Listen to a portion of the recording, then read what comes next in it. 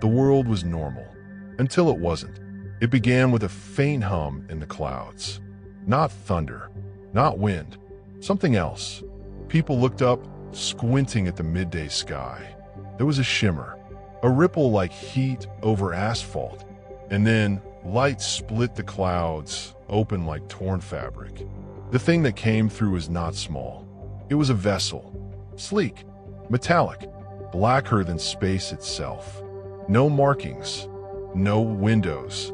It moved like it was alive, and it didn't fall. It floated. Military radars went insane. Airports shut down. Satellites tracked the intruder but couldn't read its mass. No signal, no heat signature. The object just existed, defying every rule of physics humans knew. People filmed it from rooftops. Millions of phones pointed upward. The footage went viral before the first hour ended. And then it spoke. A sound like glass breaking inside your mind. A voice without a mouth. Humans of Sol 3, this planet is under new authority. Your compliance will ensure your survival. Silence. Then screaming.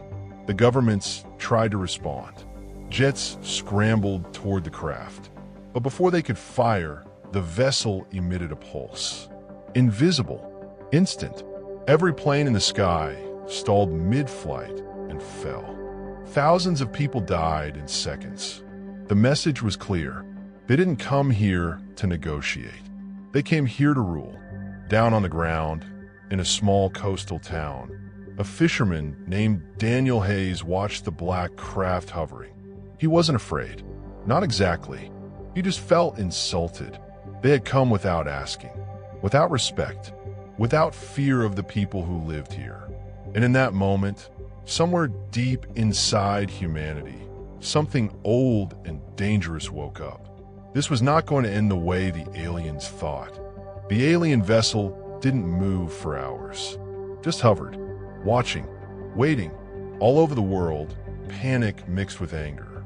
Some governments urged calm, others armed their missiles. News anchors whispered like the air itself might be listening. But the aliens, they said nothing more. Daniel Hayes sat in his old truck by the dock, staring at the black shape in the clouds. His radio crackled with military chatter he wasn't supposed to hear. A friend in the Coast Guard had given him the frequency. It was chaos up there. Commanders shouting, pilots begging for orders. Then silence again. And then, something unexpected. A second ship appeared. Smaller, sleeker. It descended lower than the first, right above the water. The waves churned violently beneath it.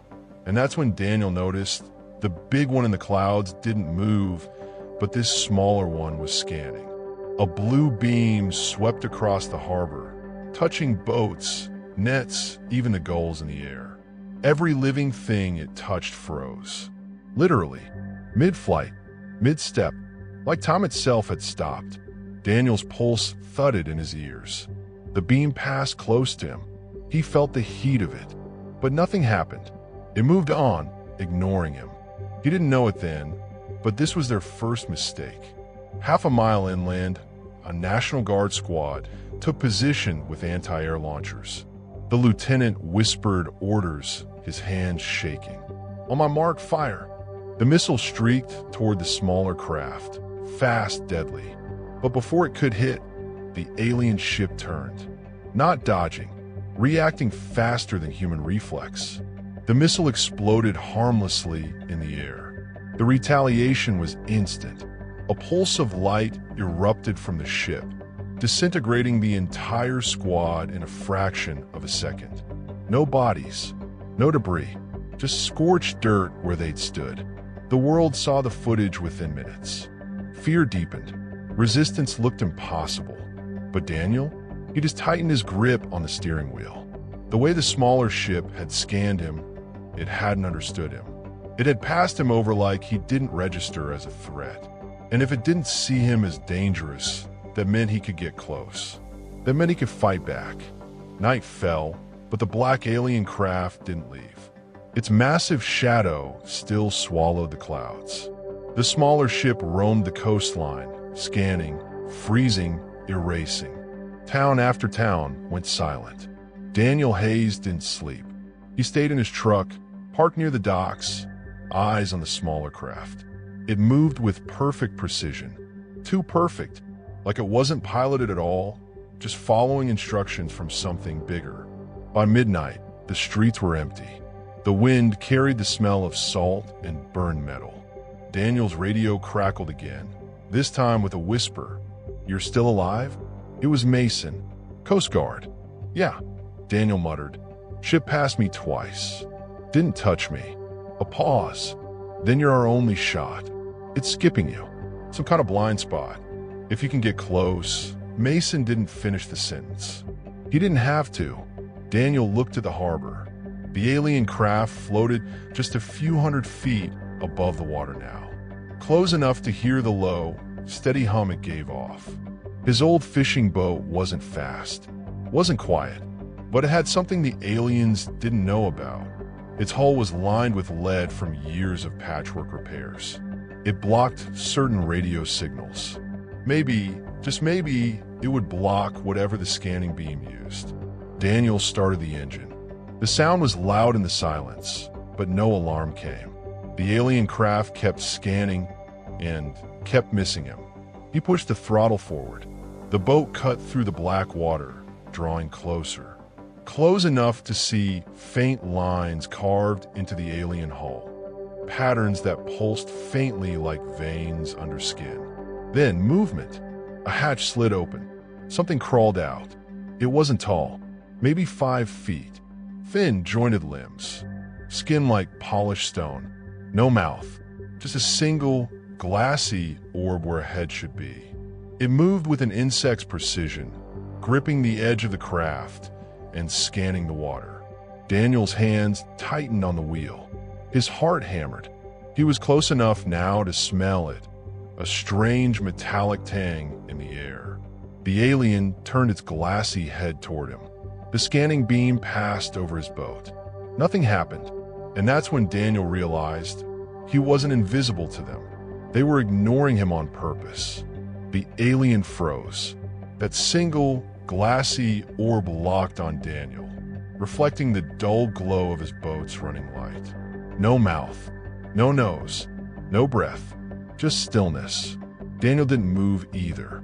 The water slapped against the hull, slow, steady. The hum of the alien craft filled the night like a deep heartbeat. Then it tilted its head, slowly, like it was curious. A second beam emerged from the orb, thinner than the first scanning light. It swept across Daniel's face, his chest, his hands. He felt it, not as heat, but like a shiver inside his bones. His teeth ached. The alien cocked its head the other way, as if puzzled. It tapped something on its own arm, a plate of shifting silver that rippled at its touch. Symbols appeared, not words, not numbers, just shapes. Daniel didn't understand them, but he understood one thing. It was sending a message. The answer came instantly. A deep vibration rattled the boat as a voice filled the air, loud enough to be heard for miles. Not a human voice, not a single voice at all. It was many, speaking in perfect unison. You are not compatible. You are excluded from compliance. Excluded. The word stuck in his head. The alien reached out one long arm. A finger extended. No nails, no joints, just smooth metal like flesh, and it pointed toward the water. Not as a threat, more like a suggestion. Daniel didn't move. "Not happening," he muttered. The alien's head tilted again. It tapped its arm once more. A faint hiss came from the ship above, like something was depressurizing.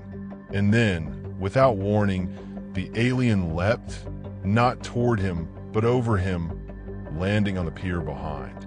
Daniel spun the wheel hard, his boat drifting sideways. He watched as the alien crouched low, scanning the empty streets. Searching for what? Then he realized it wasn't here to kill him. It was here to catch someone else. And that someone was running out of time. The sound came first. Footsteps. Bare, frantic, slapping against wet pavement. Daniel's eyes snapped to the street. Out of the shadows, a figure burst into view, small, quick, wrapped in a torn jacket. Their breath came in sharp, painful bursts. The alien moved instantly. No wasted motion. It bounded forward in long, insect-like strides, each step perfectly silent. Daniel's gut twisted. He didn't know the runner. Couldn't even tell if it was a man or a woman. But the fear on their face was universal. Human. The stranger glanced toward the dock, toward him. Their eyes locked for a single second. That second was enough. Daniel made his choice. He slammed the boat throttle forward, grinding the hull against the dock with a groan of bending metal. "Get in," he shouted. The runner didn't hesitate. They leapt, landing hard in the boat, tumbling across the deck. Daniel spun the wheel, shoving the throttle to maximum. The boat's old diesel engine roared to life, churning the black water into foam. The alien was on them instantly.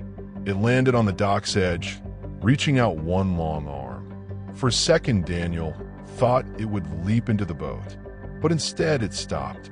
The glassy orb tilted, studying them. And then Daniel heard that voice again, deep and layered. 2 anomalies detected. The alien tapped its arm. A flash of white light burst across the dock, not toward them, but into the air. Seconds later, something moved above the clouds.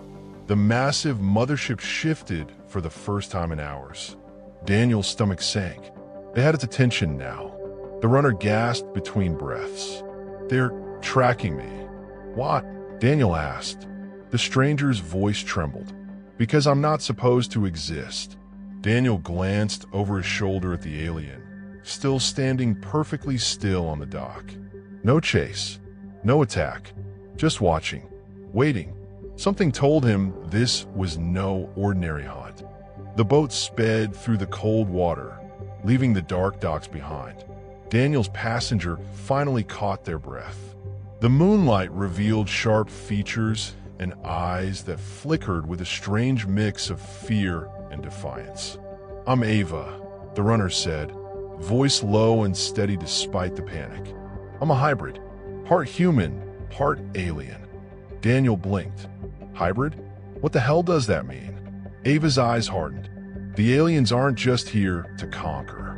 They're here to erase us. Anyone who doesn't fit their perfect plan." Daniel shook his head. "Why tell me?" "Because you're different too." Daniel frowned. "Me? I'm just a fisherman." "No," Ava said sharply. "They scanned you.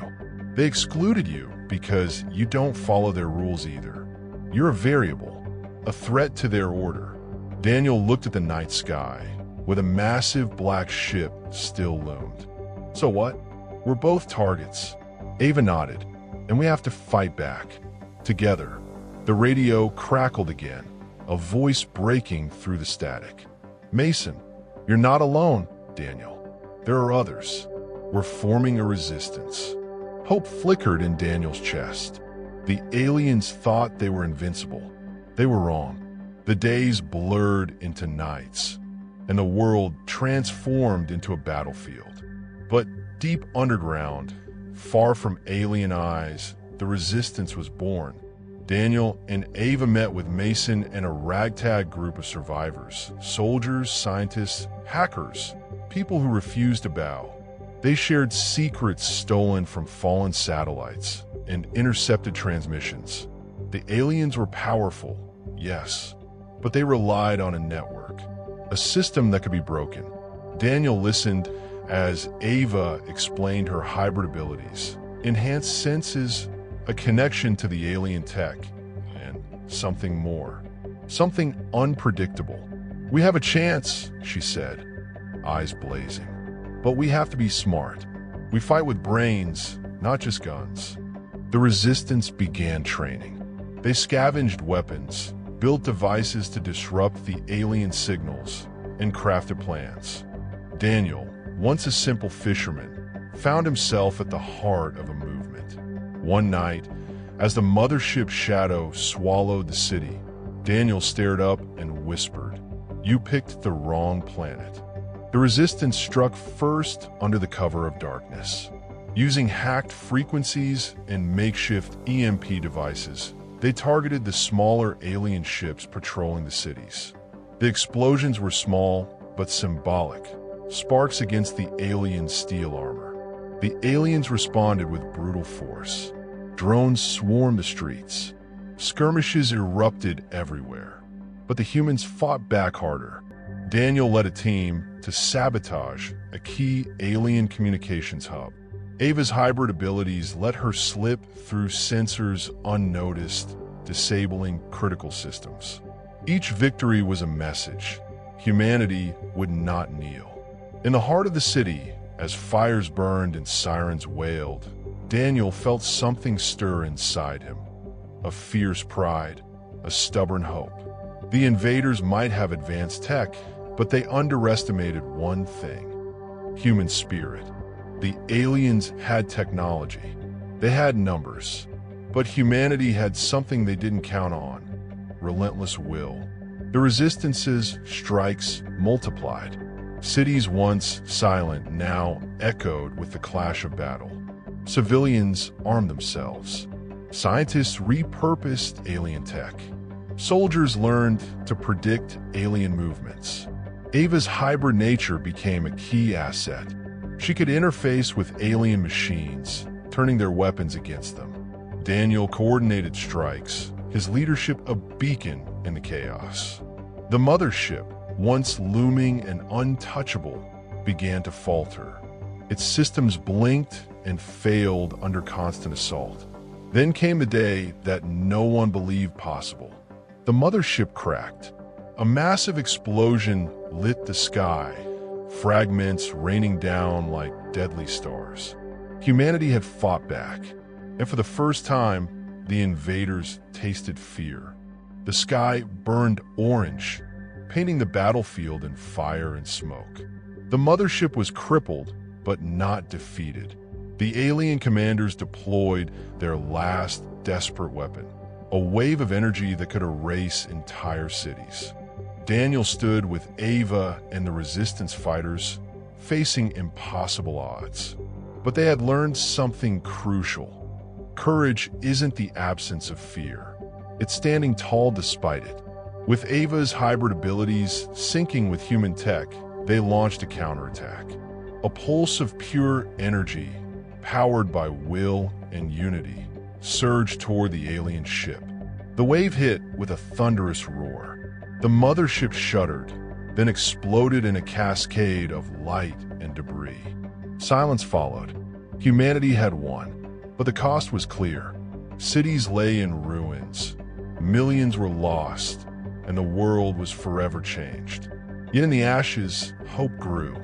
Daniel looked to the horizon, the first light of dawn breaking through smoke. "We survived," he said. "We're stronger now." And as Earth healed, the message was clear. No invader could ever break the spirit of humanity. Thanks for following the story on Sci-Fi HFY Holiday. Don't forget to like, subscribe, and hit the bell for more epic sci-fi adventures.